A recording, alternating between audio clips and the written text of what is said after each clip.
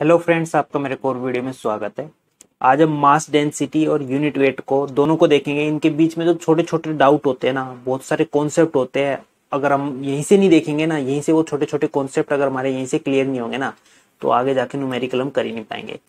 Gate के लिए बहुत ज़्यादा इंपॉर्टेंट है, जिसको बेसिक क्लियर करना है। तो ये वीडियो बहुत ज़्यादा इंपॉर्टेंट रहने वाली है सबके लिए। और आपको कंप्लीट प्लेलिस्ट मिल जाएगी आई बटन में सॉइल मैकेनिक्स को। अगर आपको कंप्लीट सॉइल मैकेनिक्स देखनी है, और डिस्क्रिप्शन बॉक्स और कमेंट बॉक्स में मैं उनके लिंक डाल दूंगा, तो आप वहां से जाकर कंप्लीट प्लेलिस्ट देख सकते हैं। आपको जिस टॉपिक में डाउट होती है आप वो वीडियो देखिए, या फिर आप कंप्लीट भी देख सकते हैं अगर बिल्कुल स्टार्ट करते हैं। तो सबसे पहले हमारा आता है मास डेंसिटी। इसको हम डिनोट करते हैं रो से। ठीक है, रो से डिनोट करते हैं। ठीक है, ऐसे बनाएंगे हम इसको, रो से डिनोट करते हैं। तो इसका जो फॉर्मूला होता है ना, हमारा होता है मास डिवाइड बाय वॉल्यूम। ठीक है, सॉइल की बात चल रही है तो क्या हो जाएगा, मास ऑफ सॉइल। ठीक है, बस इतना सा हो जाता है, divide by volume of soil, या फिर टोटल वॉल्यूम ऑफ सॉइल बोल सकते हैं। ठीक है, बस सिंपल सा इतना ही होता है हमारा। ये होती है हमारी डेंसिटी, सिंपल डेंसिटी या मास डेंसिटी बोल सकते हैं इसको। ठीक है, इसकी जो यूनिट होती है वो होती है ग्राम पर सेंटीमीटर क्यूब। ठीक है, यूनिट हमें ध्यान रखना है, या फिर हम बोल देते हैं केजी पर मीटर क्यूब। ठीक है, ये हमारी हो जाती है सीजीएस में। ठीक है, सीजीएस में। ठीक है, सेंटीमीटर ग्राम सेकेंड। ठीक है, और ये हो जाती है हमारी एमकेएस में, एमकेएस में। ठीक है, बस इतना ही है, इसमें ज्यादा नहीं है कुछ। और हमारी डेंसिटी ऑफ वाटर, ये बहुत इंपॉर्टेंट है। अब यहाँ पर यूनिट चेंज में अब यूनिट वेट आएगा हमारा। ठीक है, डेंसिटी ऑफ वाटर है, अब यूनिट वेट ऑफ वाटर है। यहाँ पर बहुत ज्यादा कंफ्यूजन होती है बहुत सारों को। और हमारी मतलब कि पूछा है क्या, कईयों को ये नहीं पता चलता। क्वेश्चन में डेंसिटी पूछी हुई है, यूनिट वेट पूछा हुआ है, क्या पूछा हुआ है। ठीक है, तो यहाँ पर भी बहुत सारों को दिक्कत हो जाती है। तो सारे यार डाउट क्लियर हो जाएंगे सबके। तो मास डेंसिटी का चल रहा है। ठीक है, अभी डेंसिटी ऑफ वाटर, तो ये कितनी होती है हमारी 1000 kg पर मीटर क्यूब। ये जो 1000 kg पर मीटर क्यूब है वो होती है हमारी 4 डिग्री टेम्परेचर पर। ठीक है, ये हमें याद रखना है, 4 डिग्री टेम्परेचर। यही पूछ लेते हैं डायरेक्ट। क्यों? क्योंकि जो है ना, पूरे वर्ल्ड में मतलब कि डेंसिटी हमेशा 1000 kg पर मीटर क्यूब होती नहीं है। पर जो एक वैल्यू है ना हमारी फिक्स की गई है साइंटिस्ट के द्वारा, मतलब कि एक वैल्यू हमें फिक्स की गई कि 4 डिग्री टेम्परेचर पे हमारी 1000 kg पर मीटर क्यूब हमारी एक बार फिक्स हो गई थी वैल्यू। उस टाइम से हम हमेशा यही लेके चलते हैं कि 4 डिग्री टेम्परेचर पे हमारी जो डेंसिटी ऑफ वाटर होगी वो होगी 1000 kg पर मीटर क्यूब। इसलिए फिक्स कर दी गई है, क्योंकि मोस्टली टाइम जो 4 डिग्री टेम्परेचर पूरे वर्ल्ड में हमारी डेंसिटी इसके पास मिलती है अप्रोक्सीमेटली। ठीक है, तो ये एवरेज हमें वैल्यू रख दी गई है। ठीक है, इसको या फिर हम और लिख सकते हैं 1 ग्राम पर सेंटीमीटर क्यूब। बस इसी यूनिट को चेंज कर दिया और खोल के। ये यूनिट चेंज करना बहुत इंपॉर्टेंट है, ये यूनिट चेंज करना सबको आना चाहिए। यही बहुत इंपॉर्टेंट है, ये हमारी बेसिक चीज होती है। ठीक है, तो ये सबको आना चाहिए। और इसको हम और भी लिख सकते हैं 1 टन पर मीटर क्यूब। ये तो 1000 kg 1 टन के इक्वल होता है। तो ये यूनिट भी आपको बहुत बार देखने मिलेगी न्यूमेरिकल्स में। ये सारी चीजें ऐसे ही लिखी देखने को मिलेगी ना, इसलिए मैंने सारी चीज लिख दी है। तो आपको ऐसी नोट्स बनाने हैं, आप बनाइए बढ़िया से नोट्स। और फिर उसके बाद न्यूमेरिकल लगाएंगे ना, आपके सारे न्यूमेरिकल होंगे, गेट से लेके आपके ईएससी के सारे न्यूमेरिकल होंगे। ठीक है, तो चलिए अब हम आगे देखते हैं इसको। अब मैं अभी मास डेंसिटी पढ़ लिया, अब हमारा आगे यूनिट वेट। अब इसको कई बार बहुत डिफरेंट डिफरेंट सिंबल से डिनोट कर देते हैं। इसका सिंबल तो ये है हमारा गामा। ठीक है, गामा से सिंपल डिनोट करते हैं। तो इसको गामा बी, क्योंकि इसको हम बोलते हैं बल्क यूनिट वेट भी बोलते हैं, इसलिए गामा बी से डिनोट करते हैं। तो कई जगह आपने देखो गामा टी। ठीक है, ये हमारा सिंपल जो यूनिट वेट होता है ना, उसको डिनोट करते हैं हम इन सब सिंबल से। इसका फॉर्मूला भी सिंपल सा होता है, वेट डिवाइड बाय वॉल्यूम। ठीक है, वेट ऑफ सॉइल, सॉइल की बात चलिए तो वेट ऑफ सॉइल हो जाएगा हमारा। ठीक है, वॉल्यूम ऑफ सॉइल हो जाएगा। सिंपल सा फॉर्मूला होता है हमारा गामा का भी। ठीक है, यूनिट वेट बोलते हैं जिसको हम। अब इसका जो वेट होता है ना, वेट, उसका भी फॉर्मूला होता है mg, मास इनटू ग्रेविटी।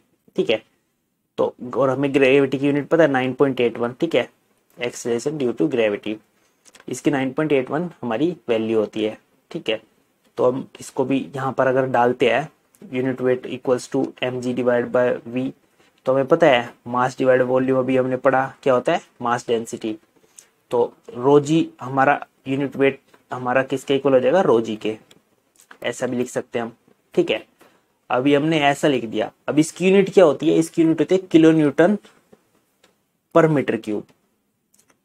अब कंफ्यूजन होगी हमारी यूनिट्स में। अभी मैं इसको एक्सप्लेन करूंगा कि इसका यूनिट वेट ऑफ वाटर हमारा 9.81 kilo Newton per metre cube क्यों है, और उसका हमारा 1000 kg पर मीटर क्यूब डेंसिटी क्यों थी। ठीक है, इसको समझना है हमें। ठीक है, ये बहुत इंपॉर्टेंट हो जाता है, यहाँ पर बहुत सारा को डाउट होता है। अब मैं क्वेश्चन में बोला होगा, अब ये नहीं बोला हो कि हमें बोल दे डेंसिटी निकालनी है। ठीक है, क्वेश्चन में कई बार लिखा होगा कि डेंसिटी निकालनी है, पर उसमें जब डेंसिटी निकालने की बारी आएगी ना, उसमें यूनिट अगर आपको ये दिखती है ना, तो उसमें सिंपल सा मतलब है उन्होंने डेंसिटी बोला हुआ है, पर हम फॉर्मूले कौन से यूज करेंगे, हम यूज करेंगे यूनिट वेट के। ठीक है, कई अभी क्वेश्चन जब न्यूमेरिकल लगाएंगे आगे फ्यूचर में, तो बहुत सारे आपके डाउट्स क्लियर होंगे। उसको हमें यूनिट्स देख के समझना है कि उसमें क्वेश्चन में पूछा क्या हुआ है। अगर ये यूनिट पूछी हुई है तो यूनिट वेट का फॉर्मूला लगाएंगे। ठीक है, अगर इन सब यूनिट केजी पर मीटर क्यूब या फिर ग्राम पर सेंटीमीटर क्यूब सारी यूनिट इसमें होती है, तो हम मास डेंसिटी निकालते हैं। ठीक है, यूनिट से हमें समझना है फॉर्मूला कौन सा यूज होगा। ठीक है, यूनिट पीछे की देखनी है हमें। तो अब इसमें यूनिट वेट ऑफ वाटर कितना होता है, 9.81 kilo Newton per metre cube. इसको समझना है, इसको अच्छे से समझते हैं। अब चलिए इसको देखते हैं। तो हमें सबसे पहले पता होना चाहिए हमारा क्या, एक केजी में हमारे क्या होता है, 9.81 न्यूटन होता है। ये बात सबको पता थी कि नहीं पता थी? बहुत इंपॉर्टेंट है, डायरेक्ट यही पूछ लेते हैं हमारा। ठीक है, हरियाणा में भी आया हुआ है, एक दो एग्जाम में और आया हुआ है कि 1 न्यूटन कितने, मतलब 1 केजी कितने न्यूटन के इक्वल होता है। ठीक है, डायरेक्ट पूछ लेते हैं, तो ये हमें याद होना चाहिए। अब हमें यूनिट को ड्राइव करना है। ठीक है, तो अगर हम दोनों के नीचे मीटर क्यूब लगा देंगे तो कोई दिक्कत है? 1 kg by metre cube equals to 9.81 newton by metre cube. कोई दिक्कत होगी इससे? नहीं होगी, क्योंकि ये सीधा का सीधा यहाँ से हम काट भी सकते हैं इसको। ठीक है, तो कोई दिक्कत होगी नहीं। तो अब हम इसको ऐसे लिख सकते हैं, 1 kg पर metre cube equals to 9.81 newton per metre cube. ये हो गया। अब दोनों साइड अगर हम 1000 से मल्टीप्लाई कर दे, इस साइड भी हमने 1000 से मल्टीप्लाई कर दिया, क्योंकि ये कट ही जाएगा। अगर हम वैसे काटेंगे तो सेम वापस वही वैल्यू आ सकती है हमारी। ठीक है, तो दोनों साइड 1000 से मल्टीप्लाई करते तो क्या हो जाएगा, 1000 kg पर metre cube 9810 Newton per metre cube. ठीक है, अब ये क्या हमारी, ये है हमारी डेंसिटी ऑफ वाटर। अभी हमने पढ़ा, ठीक है, डेंसिटी ऑफ वाटर। और ये क्या है हमारा, unit weight of water. Unit weight of water भी हमने तो पढ़ा था 9.8 किलो न्यूटन, क्योंकि हमारा पता है ना हमें 1000 न्यूटन में 1 किलो न्यूटन होता है। तो इसको हम ऐसे भी तो लिख सकते हैं, 9.81 kilo Newton per metre cube. तो इन यूनिट में कोई कंफ्यूजन होनी नहीं चाहिए, सारी एक दूसरे से इंटरलिंक होती है। तो इनसे अगर कोई छोटे मोटे न्यूमेरिकल या फिर क्वेश्चन आ जाते हैं तो कभी प्रॉब्लम फेस ना करनी पड़े, इसलिए मैं थोड़ा बेसिक से बता रहा हूँ, ताकि आपको फ्यूचर में कभी गलती ना हो। तो बेसिक हमारा क्लियर होना चाहिए। अगर हमारा बेसिक क्लियर होगा तभी हम डिफिकल्ट न्यूमेरिकल कर पाएंगे। तो ये छोटी छोटी चीजें, तो ये सारी चीज आपको करके देखनी चाहिए। मतलब कि इस ग्राम को मतलब यही जैसे यूनिट है ना, केजी पर मीटर क्यूब को ग्राम पर सेंटीमीटर क्यूब में कैसे चेंज करते हैं, छोटी छोटी चीज ये सब आपको करके देखनी चाहिए। तो सिंपल है, तो आप कर ही देंगे। ठीक है, छोटी छोटी चीज आपको करके देखनी चाहिए, तभी हमारे बेसिक स्ट्रॉन्ग होंगे, तब हम बड़े हार्ड न्यूमेरिकल भी कर पाएंगे। ठीक है, अब हमारी और चीज आ जाती है। जैसे अब सिंपल तो हमने पढ़ लिया, यूनिट वेट और हमने मास डेंसिटी पढ़ लिया। अब बहुत सारी आ जाती है हमारी ड्राई यूनिट वेट। ठीक है, ऐसे हम और भी बोल सकते हैं। डेंसिटी का आप अपने आप समझ जाना। ठीक है, मैं सिर्फ यूनिट वेट का बता रहा हूँ अभी सारे। तो और हम बोल सकते हैं ड्राई डेंसिटी। ठीक है, ड्राई डेंसिटी। फॉर्मूले सेम होते चले जाएंगे, बस यहाँ डेंसिटी आ जाएगा और यहाँ बस वेट की जगह मास आ जाएगा, mass of solid divide volume of solid. ऐसी सबके सेम फॉर्मूले बनेंगे। ठीक है, वो डेंसिटी में चेंज हो जाएंगे, यहाँ रो हो जाएगा और यहाँ मास हो जाएगा, बस सेम फॉर्मूले रहेंगे। मैं सिर्फ यूनिट वेट का बता रहा हूँ, वो आप समझ ही जाएंगे कि डेंसिटी में भी यही सेम होता है। ठीक है, ड्राई यूनिट वेट तो गामा डी हो गया हमारा। तो गामा डी इक्वल्स टू क्या होता है हमारा, wait of solid divide by total volume. ठीक है। ड्राई की बात हो रही है तो wait of solid divide by total volume, ये इसका फॉर्मूला होता है सिंपल सा। अब आगे सैचुरेटेड यूनिट वेट, इसको गामा सेट से डिनोट कर देते हैं। इसका भी सिंपल सा फॉर्मूला होता है weight saturated weight of soil divide by total volume.